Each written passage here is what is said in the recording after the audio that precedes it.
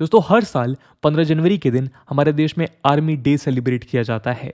Army Day field marshal Kodandera M Cariappa द्वारा India के last British commander in chief general sir Francis Bucher से army command के take over करने की खुशी में मनाया जाता है, जिसके बाद field marshal Kodandera M Cariappa हमारी आर्मी के पहले इंडियन कमांडर इन चीफ बने।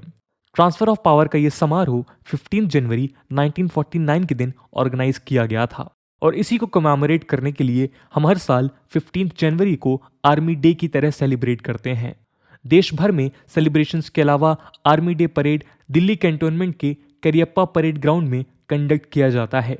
इस दिन को उन वैलियंट सोल्जर्स को भी डेडिकेट किया जाता है जिन्होंने देश और इसके नागरिकों की सुरक्षा के लिए अपनी जान गंवा दी।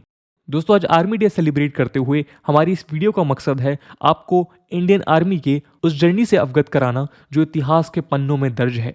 इस डिस्कशन के माध्यम से हम देखेंगे कैसे वो आर्म्ड फोर्सेस जो ब्रिटिश प्रेसिडेंसीज को सर्व करती हैं यूनिफाई होकर इंडियन आर्मी का रूप लेती हैं।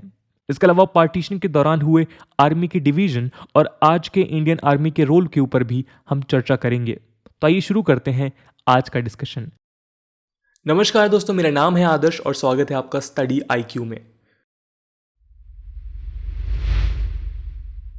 दोस्तों ब्रिटिश इंडियन आर्मी, जिसे कॉमन वे में इंडियन आर्मी कहा जाता था, वो ब्रिटिश इंडियन एम्पायर की प्राइम मिलिट्री टूल हुआ करती थी।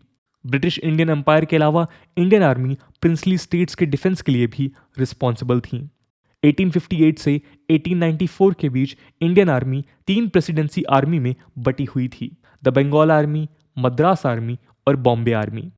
1903 में लॉर्ड किटचनर इंडियन आर्मी के कमांडर इन चीफ बनाए गए, जिन्होंने कई लार्ज स्केल रिफॉर्म्स इंस्टीट्यूट किए।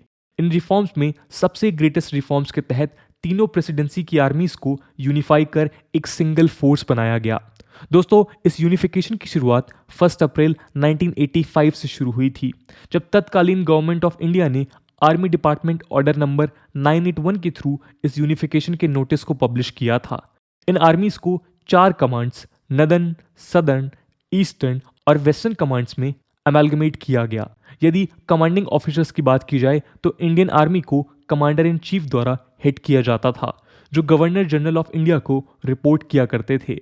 फर्स्ट वर्ल्ड वॉर के बाद ब्रिटिशर्स ने आर्मी को इंडियनाइज करने का प्रोसेस स्टार्ट किया, जिसके तहत इंडियंस को हायर ऑफिसर रैंक्स पे प्रमोट किया जाने लगा। इंडियन कैडेट्स को ब्रिटेन स्थित royal military college Sandhurst training के लिए भेजा जाने लगा, जिसके बाद वो किंग्स कमीशन्ड इंडियन ऑफिसर्स या KCIOs के तौर पे कमीशन होने लगे।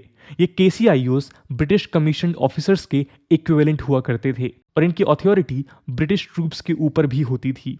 1932 तक इंडियन आर्मी के ऑलमोस्ट सारे ऑफिसर्स की training royal military college Sandhurst में होती थी, लेकिन इसके बाद इन ऑफिसर्स की training Indian military academy Dehradun में की जाने लगी, जिसे उसी साल स्टैब्लिश किया गया था। इसके अलावा रेजिमेंट और बटालियन लेवल पे वाइसरॉय कमीशन्ड ऑफिसर्स को प्लेस किया जाने लगा। ये ऑफिसर्स इंडियन हुआ करते थे, जिन्हें ऑफिसर रैंक असाइन की जाती थी।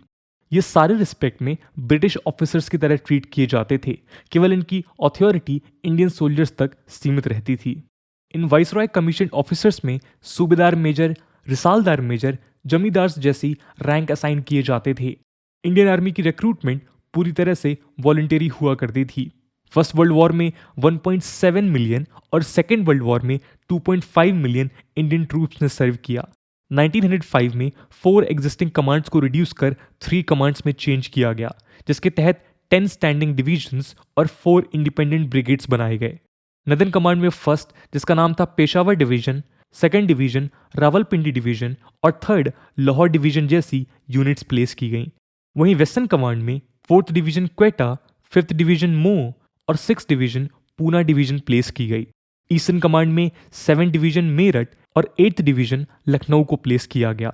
आर्मी हेडक्वार्टर्स ने 9th डिवीजन सिकंदराबाद और बर्मा डिवीजन अपने कंट्रोल में रखा। दोस्तों इन डिवीजन्स को ये ऑर्गेनाइज किया गया था कि मोबिलाइजेशन के समय हर डिवीजन एक कंप्लीट इन्फेंट्री डिवीजन, एक कैवलरी ब्रिगेड और ट्रूप्स डिप्लॉय कर पाए। इसके अलावा मेजर जनरल रैंक ऑफिसर्स के अंडर परमानेंट डिवीजन कमांड्स भी फॉर्म किए गए। यदि इन डिवीजन्स के इंटरनल स्ट्रक्चर को देखा जाए तो उस समय हर डिवीजन 3 ब्रिगेड से मिलकर बनाई जाती थी, जहां हर ब्रिगेड में 4 बटालियंस हुआ करती थी।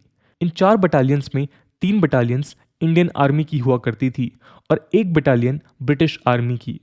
इंडियन बटालियंस को अलग अलग ट्राइब्स, कास्ट और रिलीजन के बेसिस पे सेग्रीगेट किया जाता था। रेजिमेंटल बटालियंस को किसी पर्टिकुलर डिवीजन या ब्रिगेड में एलोकेट नहीं किया जाता था। इसके 2 प्रमुख कारण थे। पहला तो इस रोटेशन एग्रीमेंट से सारी यूनिट्स फ्रंटियर्स के एक्टिव सर्विस का एक्सपीरियंस गेन कर पाती थीं और दूसरा कि इस रोटेशन से वो स्टैटिक रेजिमेंटल स्टेशन में लोकलाइज नहीं हो पाते थे। 1857 रिवॉल्ट के बाद ब्रिटिशर्स को ये डर हमेशा लगा रहा कि यदि इंडियन ट्रूप्स लोकल पॉपुलेशन से इंटरैक्ट करेंगे तो शायद 1857 जैसी म्यूटनी दोबारा हो सकती है और इसी कारण उन्होंने इस रोटेशन स्कीम को हमेशा बनाए रखा। सेकेंड वर्ल्ड वॉर के समय इंडियन आर्मी ने लार्जेस्ट एक्सपेंशन देखा और इस दौरान इंडियन आर्मी 2,05,000 मैन से इंक्रीज करते हुए 2.5 मिलियन स्ट्रॉन्ग फोर्स बनकर उभरी। इस प्रोसेस के दौरान 5 कोर रेस किए गए जिसमें Indian 3rd core, Indian 4th core, Indian 15th core, Indian 33 core और इंडियन 34 कोर शामिल थे। इसके अलावा कई इंडियन डिवीजन्स भी फॉर्म किए गए। दोस्तों, दशकों लंबी चली स्ट्रगल के बाद इंडिया को 1947 में ब्रिटिश रूल से आज़ादी मिली, लेकिन इस खुशी के मौके पे हमारे देश ने पार्टीशन जैसी दर्दनाक स्थिति देखी जिसमें वायलेंस, राइट्स और मास किलिंग हुए। इस पार्टीशन के साथ केवल इंडिया का ही नहीं बल्कि हर उस इंस्टीट्यूशन का भी बंटवारा हुआ जो उससे पहले भारत जैसे महान देश के अधीन हुआ करता था। 2 जून 1947 के दिन इंडिया के लास्ट वाइसरॉय माउंटबेटन ने अनाउंस किया कि ब्रिटेन ने इंडिया को डिवाइड करने के प्लान को एक्सेप्ट कर लिया है। आगे चलकर माउंटबेटन द्वारा पार्टीशन को स्पीड अप करने के लिए क्रिटिसाइज किया गया, जिस कारण देश में ब्लडशेड हुआ। माउंटबेटन द्वारा इंडिपेंडेंस की डेट 15 अगस्त अनाउंस करने के बाद ब्रिटिश ट्रूप्स को उनके बैराक्स में विथड्रॉ कर लिया गया और लॉ एंड ऑर्डर को मेंटेन करने की रिस्पॉन्सिबिलिटी इंडियन ट्रूप्स को सौंप दी गई। पावर और एसेट के स्मूथ ट्रांजिशन के लिए ब्रिटिश गवर्नमेंट और इंडियन पॉलिटिकल लीडर्स के बीच कई मीटिंग्स होल्ड की गईं। इस डिवीजन में प्रॉपर्टीज, एसेट्स और लायबिलिटीज के डिवीजन को लेकर कई इश्यूज जनरेट हुए। इन सारे डिवीजन्स और ट्रांसफर के दौरान ओल्ड इंडियन आर्मी इंडिया और पाकिस्तान के बीच खड़ी थी, जिसे इन दोनों देशों के बीच दूसरे इंस्टीट्यूशंस की ही तरह डिवाइड करना था।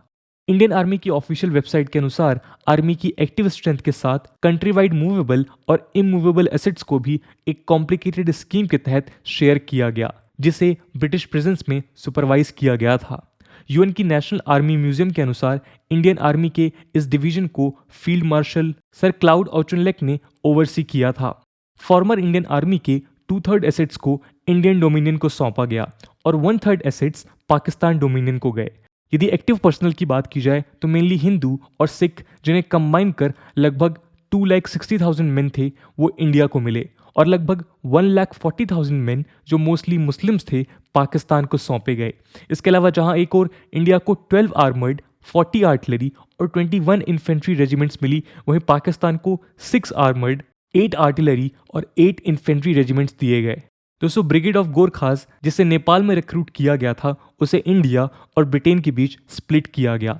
इस ट्रांजिशन को असिस्ट करने के लिए कई ब्रिटिश ऑफिसर्स मौजूद रहे, जिसमें जनरल सर रॉबर्ट लॉकहार्ट जो इंडिया के first chief of army staff बने और जनरल सर फ्रैंक मैसर्वी मौजूद थे जो पाकिस्तान के पहले चीफ ऑफ आर्मी स्टाफ बने। दोस्तों, इंडियन आर्मी का पार्टीशन केवल एक प्रोसीजरल एक्शन नहीं था। इस बात को डोमिनिक्यू लेपिरे और लैरी कॉलिंस द्वारा लिखी एक बुक फ्रीडम एट मिडनाइट से समझा जा सकता है। इस बुक में ऑथर्स लिखते हैं कि 13 अगस्त 1947 की रात इंडियन आर्मी के हर बैराक, कैंटोनमेंट्स और मिलिट्री लाइंस में हिंदू, सिख और मुस्लिम सोल्जर्स, जिन्हें 2 देशों के बीच बांट दिया गया था, एक दूसरे को लास्ट होमेज पे करते हैं। दिल्ली में प्रोबियन हॉर्स के सिख और डोगरा स्क्वाड्रंस डिपोर्ट होते हुए मुस्लिम स्क्वाड्रन के लिए एक जाइगेंटिक बैंक्वेट ऑफर करते हैं। इस बैंक्वेट के खत्म होने के बाद सिख, हिंदू और मुस्लिम सोल्जर्स एक दूसरे के हाथों में हाथ डालकर एक लास्ट भांगड़ा परफॉर्म करते हैं, जो इस रेजिमेंट की हिस्ट्री का शायद सबसे मूविंग इवेंट था। ऑथर्स के अनुसार वो मुस्लिम रेजिमेंट जो पाकिस्तान में लोकेटेड थी, उन्होंने भी अपने सिख और हिंदू कॉमरेड्स को सिमिलर बैंकेट्स ऑफर किए। रावलपिंडी में 2nd कैवलरी ने एक इनॉर्मस बैंकेट ऑर्गेनाइज किया, जिसमें हिंदू और सिख ट्रूप्स ने अपने मुस्लिम कर्नल मोहम्मद इदरीस को फेयरवेल बिट किया। इस कैवेलरी ने मोहम्मद इदरीस के अंडर वर्ल्ड वॉर सेकेंड में सर्व किया था।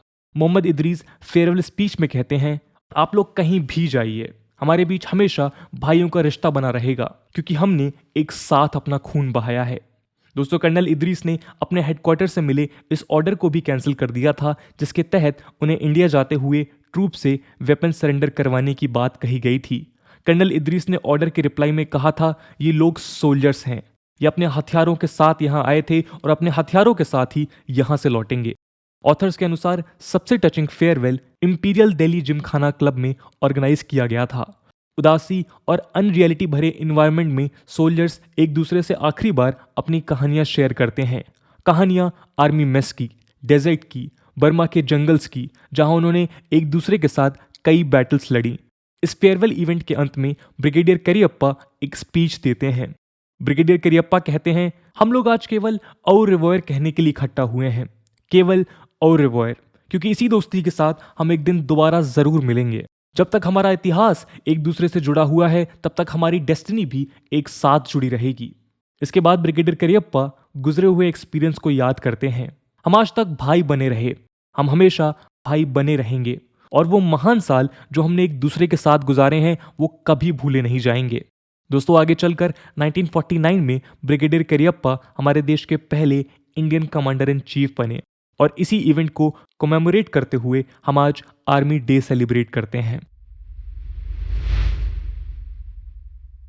दोस्तों, आज इंडियन आर्मी ऑपरेशनली और जियोग्राफिकली 7 कमांड्स में डिवाइडेड है, जहां बेसिक फील्ड फॉर्मेशन के तौर पे डिवीजन को प्लेस किया गया है। डिवीजन लेवल के बिलो परमानेंट रेजिमेंट्स प्लेस्ड हैं जो अपनी रिक्रूटमेंट और ट्रेनिंग के लिए आज खुद रिस्पॉन्सिबल हैं। इंडियन आर्मी आज एक ऑल वॉलंटियर फोर्स है जो देश के एक्टिव डिफेंस पर्सनल का 80% कॉम्प्रोमाइज करती है। 12,37,000 से ज़्यादा एक्टिव ट्रूप्स और 9,60,000 रिजर्व ट्रूप्स के साथ इंडियन आर्मी आज वर्ल्ड की लार्जेस्ट स्टैंडिंग आर्मी है। अपनी आर्मर्ड, आर्टिलरी और एविएशन ब्रांचेस को अपग्रेड करने के साथ आर्मी ने इन्फेंट्री मॉडर्नाइजेशन प्रोग्राम भी इनिशिएट किया है जिसे futuristic infantry soldier as a system यानी FINSAS नाम से जाना जाता है। दोस्तों, इंडियन आर्मी का प्राइमरी मिशन देश की national security, national unity ensure करना है, जिसके साथ वो देश को एक्सटर्नल एग्रेशन और इंटरनल थ्रेट से भी प्रोटेक्ट करती है। इसके अलावा इंडियन आर्मी नेचुरल कैलेमिटीज और दूसरे डिस्टर्बेंसेस के दौरान ह्यूमैनिटेरियन रेस्क्यू ऑपरेशंस कंडक्ट करती है। इंडियन आर्मी ने खुद को एक प्रोफेशनल फोर्स साबित करते हुए इंडिया की डिप्लोमेसी को सपोर्ट प्रोवाइड किया, जिसके तहत आर्मी कई पीस टाइम एक्सरसाइजेज में पार्टिसिपेट करती है। साथ ही United Nations peace keeping mission में इंडियन आर्मी आज एक एक्टिव पार्टिसिपेंट है। तो दोस्तों, ये थी कहानी इंडियन आर्मी की जर्नी की। दोस्तों, आज आर्मी डे के अवसर पर स्टडी IQ उस हर एक सोल्जर को श्रद्धांजलि देता है जिसने हमारे देश की सेवा में अपने प्राण न्यौछावर कर दिए। आज की वीडियो के लिए इतना ही। आई होप आपको वीडियो पसंद आई होगी। मिलते हैं अगले वीडियो में, तब तक के लिए जय हिंद, जय भारत।